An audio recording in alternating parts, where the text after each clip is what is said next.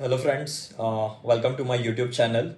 Today, my friend Utkarsh is going to share some insights on answer writing, and this session is going to be quite fruitful for those people who are writing their mains this year in the month of September.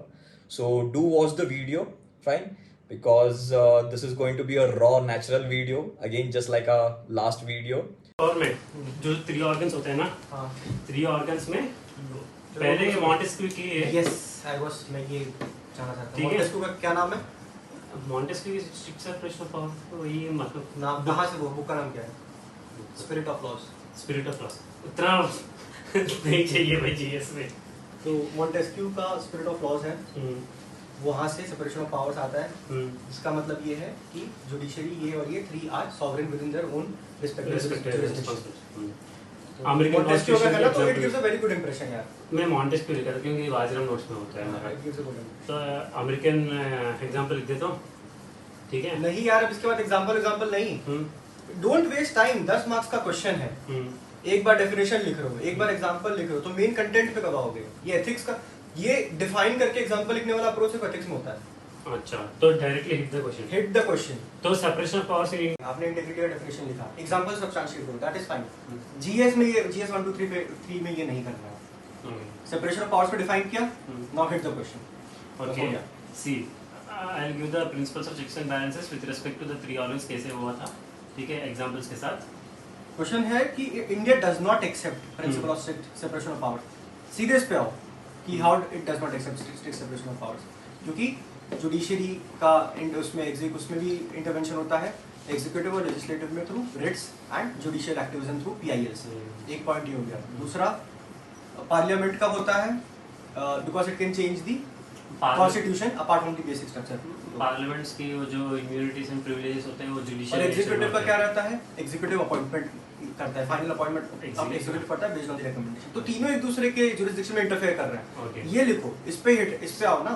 सीधा। Question है, India does not accept principle of strict separation of powers. तो what is strict separation of power, how India does not accept strict separation of powers, ये 3 point इसमें से लिखो। बस। फिर इस पे आओ, rather it is based on principle of checks and balances.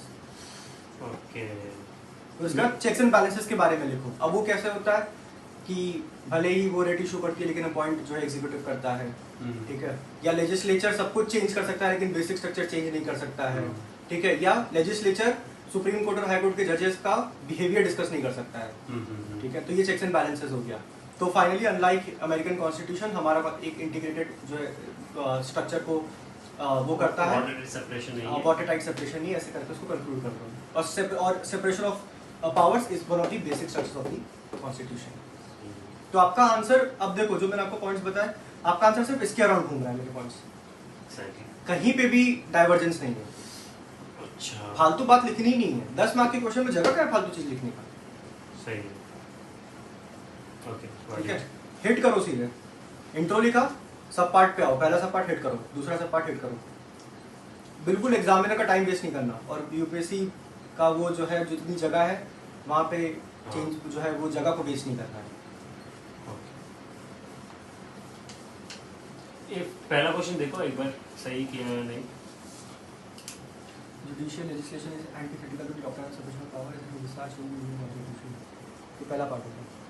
And this context justifies the filling of large number of public PIL for issuing guidelines to executive authority. ठीक है, तो इसको आप SOP से भी शुरू कर सकते हो मैंने या ऐसे किया। PIL से भी शुरू कर सकते हो। SOP is better because SOP is the वो Larger theme. larger concept. What is judicial legislation? What is SOP? यार डबल इंट्रो नहीं, ओके, एक इंट्रो सिर्फ। आपके 2 इंट्रो हैं, what is judicial legislation, what is SOP. Double intro है, एक intro, अच्छा, ठीक है। जुडिशियल लेजिस्लेशन का कोई मतलब ही नहीं। सो पिक द ब्रॉडर थीम पकड़ना बस। जो ब्रॉडर थीम है वही इंट्रोडक्शन होनी चाहिए, और जो ब्रॉडर थीम है वही कंक्लूजन होना चाहिए। ओके, फिर how judicial legislation is antithetical to SOP, ठीक है, ये आपने लिख दिया। यार ऐसे मत करो यार, स्ट्रक्चरिंग पॉइंट्स ही नहीं है आपके उस पे। आपने तो सिर्फ सब पार्ट को आइडेंटिफाई किया हुआ है इसके अंदर। हाँ। इसके अंदर 2-3 पॉइंट तो लिखो। ब्रेनस्टॉर्मिंग नहीं है इसके अंदर, इसमें स्ट्रक्चरिंग तो है बट ब्रेनस्टॉर्मिंग मिसिंग है। I was having a issue with the structuring only, क्योंकि मैंने सब पार्ट्स मिस कर रहा हूँ। मान ले एक स्टेटमेंट दिया था, in the context of this statement एक दूसरा क्वेश्चन आता है ना, मैं हमेशा उस स्टेटमेंट को जस्टिफाई नहीं करता हूँ, सीधा सेकंड अच्छा अच्छा नहीं, अगर पहला स्टेटमेंट है that is the peripheral statement, हाँ। उसके बारे में थोड़ा सा लिख दो and then come to main. देखो यूपीएससी के क्वेश्चंस में कोई भी वर्ड फालतू नहीं होता है, कोई भी वर्ड फालतू नहीं है, जो दिया है उसको एक्सप्लेन करो आप, कोई भी वर्ड फालतू नहीं है यूपीएससी में। ये नहीं कि आप पढ़ लिया एक तो आपको लगा रहे यार ये तो मतलब ऐसे ही यूपीएससी ने दे दिया चलो नेक्स्ट पे फोकस करते हैं, ऐसा नहीं है। जो यूपीएससी ने दिया है, यूपीएससी कहीं बकवास नहीं करती है। अच्छा तो और इसमें आप ब्रेनस्टॉर्मिंग करो यार, मतलब आपके आंसर की स्ट्रक्चर में ब्रेनस्टॉर्मिंग मिसिंग है यार, ठीक है। क्योंकि अभी it is very easy to identify sub parts और ये इंट्रो ये कंक्लूजन, लेकिन पॉइंट सोचना ब्रेनस्टॉर्मिंग इज द प्रोसेस जो बहुत जरूरी होता है। हाँ। और मेंस आंसर राइटिंग में ब्रेनस्टॉर्मिंग की जरूरी होती है उस समय कि कितनी कम टाइम में कैसे पॉइंट्स के साथ आप you can come up with new points. तो इसका अभी से प्रैक्टिस करो यार। ठीक है ठीक है।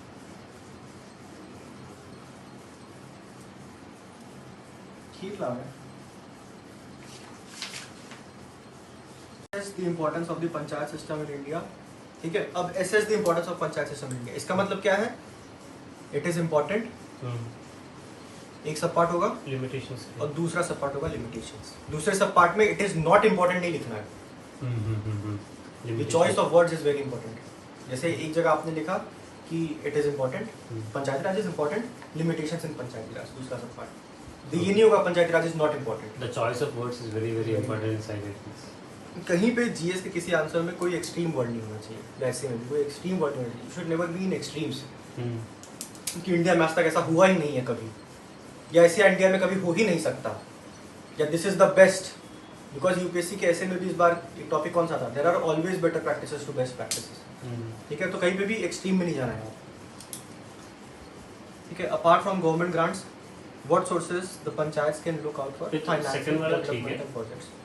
तो अब ये जो है ये बेसिकली फाइनेंस के बारे में बात कर रहे हैं। तो आपके ज्यादातर पॉइंट्स, अब आपके पॉइंट्स देखो, जैसे पंचायती राज में हमारे पास इतने सारे पॉइंट्स होते हैं ना कि जो बच्चा होता है वो सारे पॉइंट लिख के आ जाता है, लेकिन उसके नंबर नहीं आते बिकॉज क्वेश्चन उनके financing developmental projects. 29 entries of in that schedule. ठीक है, तो आप सब कुछ लिख सकते हो, लेकिन ये क्वेश्चन फाइनेंस के ऊपर है उनके, तो आपका फाइनेंस पे आंसर आपका फाइनेंस पे होना चाहिए। Now this is a very difficult question because इतने सारे पॉइंट्स सिर्फ फाइनेंस पे लाएंगे कहाँ से, तो वही ब्रेनस्टॉर्मिंग वहाँ पे करनी है। और अगर नहीं आ रहे पॉइंट तो थोड़ा बहुत इधर उधर पेरिफेरल पॉइंट लिख के फिर आंसर क्लोज कर देना। अच्छा, कहीं पे so भी ऐसे इम्पोर्टेंस में भी when you are writing the points under these two side headings, ज्यादातर points should be on finance only. नहीं, दैट इज जेनरिक, वो दैट इज जेनरिक बिकॉज देखो मैंने आपसे क्या कहा, कोई भी स्टेटमेंट फालतू नहीं है, तो पहला स्टेटमेंट फालतू नहीं है, पहले उस पहले स्टेटमेंट को जस्टिफाई करो, फिर move on to the next statement. Okay, एक मिनट यार।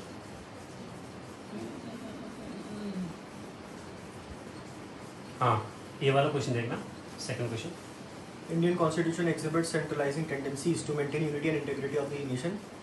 पहला ये हो गया। अच्छा, इससे जब आप पढ़ते हो ना तो ऐसे 1 2 ऐसे लिखा करो, ये 1 हो गया। Elucidate in the perspective of epidemic diseases act 2, disaster management act 3 and recently pass farm act 2। इसमें 4 सब पार्ट है, ऐसे आप आइडेंटिफाई करो सब पार्ट्स को। Okay, then you will get to know how to use the space. हाँ, फिर आपका इंट्रो और कंक्लूजन सेंट्रलाइजिंग टेंडेंसीज और इस सब पे होना चाहिए। इंट्रोडक्शन, ठीक है, और कंक्लूजन इस पे होना चाहिए कि सेंट्रलाइजिंग टेंडेंसी जरूरी है। क्यों?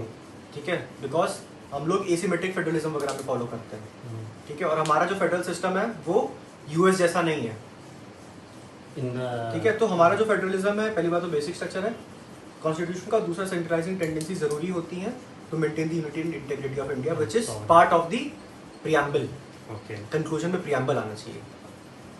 अच्छा, और बीच में ये एक सब पार्ट होगा जिसमें एपिडेमिक डिजीज एक्ट होंगे, एक डिजास्टर मैनेजमेंट, एक फार्म एक्ट, और इनको थोड़े बहुत एग्जांपल्स इसमें होने चाहिए। ओके, कैसे कोई स्टेट गवर्नमेंट इन सब लॉज को यूज करके। जब पहले वाले में करते हैं ना, it's like without this statement only you need to justify this statement, right? Like दूसरा स्टेटमेंट की पकड़ने की कोई जरूरत नहीं है अभी। मतलब जैसे Indian constitution exhibits centralising tendencies to maintain the unity and integrity of the nation. So इसको जस्टिफाई करना है ना पहले। हाँ, तो कितना स्पेस में जस्टिफाई करना है वो समझ में नहीं आता है मेरे को। या देखो ये 15 मार्क्स, यू हैव 3 पेजेस। ठीक है, यहाँ पे इंट्रोडक्शन लिखा और सेंट्रलाइजिंग टेंडेंसीज आपने ऑलमोस्ट इसमें भर दिया। ठीक है, अब एक सब पार्ट यहाँ, दूसरा सब पार्ट यहाँ, तीसरा यहाँ, और कंक्लूजन। या ये वाला यहाँ से भी शुरू कर सकते हो, 3 4 पॉइंट लिख दो बस, हार्ड एंड फास्ट नहीं है ना कि इतना स्पेस इसको देना है, इतना स्पेस इसको देना, that is not something rigid. नहीं, इन फ्यू क्वेश्चंस ना दे आर लाइक 3 to 4 सब पार्ट्स लाइक दिस. हमको पता नहीं चलता है कौन सी स्टेटमेंट में ज़्यादातर फोकस करना है. This problem arises when there are only 2 type of. तो ऐसे कोई क्वेश्चन निकालो. क्वेश्चन निकालो. इसलिए मैंने आपको कॉल किया यार, बिकॉज फिर यार कोई ना कोई आता ही रहता है बीच बीच में. खीर ले आओ यार, बड़ी मेहरबानी हो जाएगी. बिना खीर खिलाए मेहनत करवा रहे हो. काट देना भाई, कट. और कोई बताओ जेके कुछ. In governance questions, most of the thing is like he's asking with illustrations or examples or these things. कैसे करेक्ट किया तूने ये सारी चीज? ये जो थ्योरी वाला पार्ट है ना, जो what is governance, what is good governance, क्या क्या है मेरे पास. लेकिन एग्जांपल्स के साथ सब्स्टिट्यूट करना इज वेरी डिफिकल्ट है. कहाँ से मतलब did you do any homework regarding it? हाँ यार, जैसे न्यूज़पेपर वगैरह से यार मैंने कलेक्ट किए थे. मतलब have you gone through my notes? GS2 वाले. GS2 Governance के. only GS2 I have gone through. है ना, तो have you seen there are lot of examples there यार. हाँ. GS2 में गवर्नेंस में, तो मतलब इसे मैंने कलेक्ट किए हैं यार. कैसे करेक्ट किया? हाउ डिड यू नो यार- द काउंटर्स ऑफ दिस? यार क्या कलेक्ट करेक्ट तो करना जैसे तेरे मान लो ट्विटर में कभी आपने कोई न्यूज़ देख ली या न्यूज़पेपर में पढ़ लिया या हाँ, मेन sources में है पढ़ क्या? लिया. हाँ, तो फिर क्या कनेक्ट करना है ये समझ में कैसे आया? आई थिंक उसके लिए तो यूपीएससी प्रीवियस ईयर क्वेश्चन और जो है syllabus is the guiding light है यार. क्या कलेक्ट करना है वो तो मतलब क्या इंपॉर्टेंट है क्या नहीं है. जैसे एक जगह मैंने ये चीज़ बोला भी था, उसने बोला था कि सर कैसे पहचाने क्या इंपॉर्टेंट है क्या नहीं. मैंने कहा यूपीएससी प्रीवियस ईयर क्वेश्चन. और क्या तरीका है पहचानने का क्या इंपॉर्टेंट है क्या नहीं है. I realized that only यार, like अभी ये साइड रीडिंग्स डाल देते अरे यार आई मेट टॉपर्स इस बार जो लोग निकाले हैं Hmm. And everyone is like यार प्रीवियस ईयर क्वेश्चन. भाई everybody has written and shared on telegrams the previous year questions यार. करो कॉपी उससे निकालो. हाँ. मैंने तो भाई जो लिखा था मतलब मैंने फेंक दिया उठा के यार. पेन एंड पेपर लिखा था उसका रिमेन्स के बाद मैं रद्द दे दिया सारा. क्योंकि मैंने और the way you attempt the paper 15 marks 11 to 20 1 to 10 1 to 10 as a sequentially. पहले 11 to 20. नहीं, एक चीज जो बोले थे ना, हम लोग डिसाइड करेंगे 11 से, लेकिन ये जो 1 से 10 जो बोले थे ना, वो बात सही है. आखिरी के 1 घंटा ना पैनिक ना करे कोई भी. भाई मेरे पास हर पेपर में ना सिर्फ 1 घंटा बचा था 10 मार्क के लिए. बिकॉज जो 15 मार्क का This रहता है time? हाँ, जब आप 15 मार्कर्स को पहले 2 करते हो घंटा ना, लग जाता है. भाई 2 घंटा लग जाता है यार उसमें. क्योंकि इनिशियली आपके पास बहुत सारी चीजें होती है राइट करने के लिए. लास्ट में आपका एक स्पेस बनता है, एक पेस आप पेस पे आते हो. इनिशियली तो आप नॉर्मल पेस पे चलते हो, घंटे में इतना तेज तेज लेकिन- लिखा हो ना. सारी all the 3 papers you have attempted like that or this time? All papers, All all papers. 7 papers, all 7 papers. Optional also. Optional में पहले मैं 10 मार्क का करता था, फिर 15 फिर 20. इस बार पहले मैंने 20 किया, फिर 15 फिर 10. all the 20 at a time. हाँ, all the हाँ, 20 at a okay. time, all the 15 at a time, all the 10 at a time. क्यों यार ऐसे क्यों किया? Because I want to put all my output and energy initially in the at a place where I can derive maximum output. अरे तुम अच्छा वो 20 marks में ज्यादा होता है क्या? या 10 मार्क कितना भी अच्छा लिख लो, कितना नंबर पाओगे? 5. और खराब भी Variation लिखोगे तो 3 marks. पाओगे. 15 मार्क अगर अच्छा लिखोगे 8 पाओगे, खराब लिखोगे 3 नंबर पाओगे. 5 नंबर का डैमेज लेके जाओगे ना आप वहाँ पे. When you write in the end, आप पैनिक करो. 15 मार्कर में आप पैनिक कर रहे हो. You will damage at least 2 to 3 questions. नहीं, उससे भी 3% डैमेज हुआ, 15 नंबर का डैमेज वहीं पे हो गया. नहीं, उससे भी ज्यादा क्या होता है 15 मार्क्स में क्या होता है कि आप जब लास्ट में पैनिक करते हैं ना, तो आपके पॉइंट्स याद नहीं आते. मोस्ट इंपॉर्टेंट कि पॉइंट्स याद नहीं आएगा. पीजी